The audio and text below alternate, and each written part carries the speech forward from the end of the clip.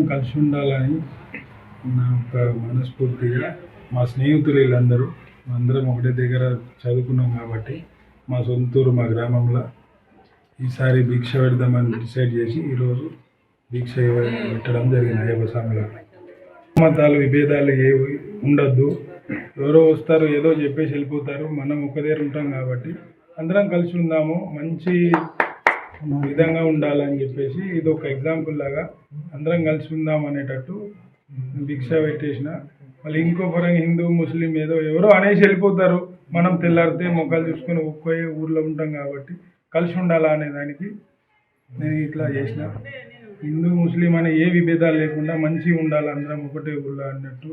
మేము చనిపోయినా వాళ్ళు వస్తారు, వాళ్ళు చనిపోయినా మేము వస్తాం అనే మంచి ఒక అనుకూలమైన వాతావరణం ఉండాలని ఇలా భిక్ష పెట్టడం జరిగింది.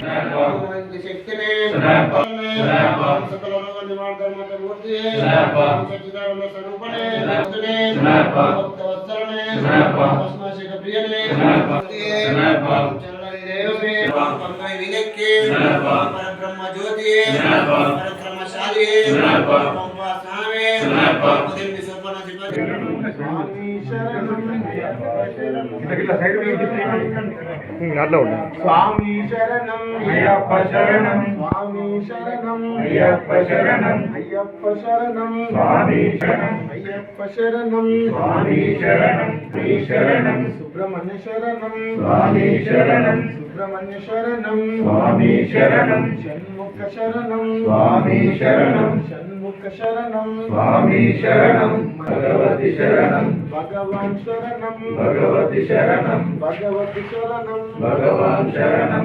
మేము ఎప్పుడైనా వీళ్ళు మాకు భిక్ష పెడతారు, మేము వీళ్ళకి ఇఫ్తార్ విందిస్తాము. రంజాన్ టైంలో మేము వీళ్ళకి ఇఫ్తార్ విందిస్తాము. ఇప్పుడేమో వీళ్ళు మాకు భిక్ష పెట్టారు. ఎప్పుడైనా మేము హిందూ ముస్లిం బాయ్ ఉంటాము. ఎవరో వచ్చి ఏమో చెప్పారు హిందూ ముస్లిం అది ఇది గొడవలు అది ఏం అట్లాంటి ఏం లేకుండా మంచి వాతావరణం కోసం ఇప్పుడు ఈ స్వామి వచ్చి మాకు భిక్ష పెట్టాడు. రఫీక్ మాకు చిన్నప్పటి నుంచి మంచి ఫ్రెండ్, అందరం కలిసి ఆడుకున్నాము, ఒక దగ్గర తిన్నాము, ఒక దగ్గర పడుకున్నాము. సో ఇది ఒక మంచి వాతావరణం క్రియేట్ చేస్తుందని నా ఉద్దేశం.